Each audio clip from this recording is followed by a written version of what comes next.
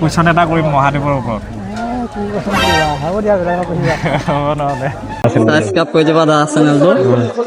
নমস্কাৰ বন্ধুসকল, আজি আমি আহিছো দীঘলপুৰি বজাৰত। এতিয়া শাওনৰ মাহ, আজি 1 তাৰিখ।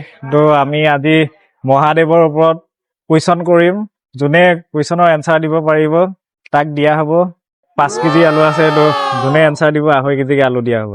তো ভিডিঅ'টো সম্পূৰ্ণ চাই থাকিব। মহাদেৱৰ ডিঙিত যে থাকে সাপটো, সাপটোৰ নামটো কি?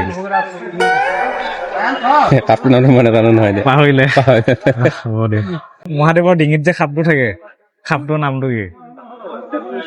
সেইটো সাপৰ নামটো মই নাজানো, মহাদেৱৰ বিষয়ে ইমান নাজানো। ঠিক আছে নহ'লে, ধন্যবাদ। মহাদেৱৰ ডিঙিত যে থাকে সাপটো, সাপটোৰ নামটো কি?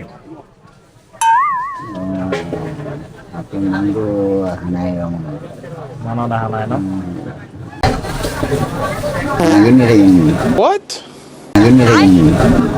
সাপটোৰ নামটো মনত নাই, হ'ব নহ'লে। কুৱেশ্যন এটা কৰিম মহাদেৱৰ ওপৰত। হ'ব নহ'লে। মহাদেৱৰ ডিঙিত যে সাপটো থাকে, সাপটোৰ নামটো কি?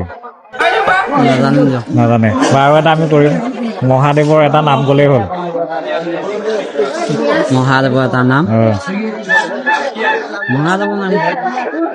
মহাদেৱৰ নাম বহুত কেইটা আছে ন, তাৰ ভিতৰত এটা ক'ব পাৰিলে দি দিম। মহাদেৱৰ নাম শিৱহে। শিৱ হৈছে এইটো আলুটো লৈ যোৱা।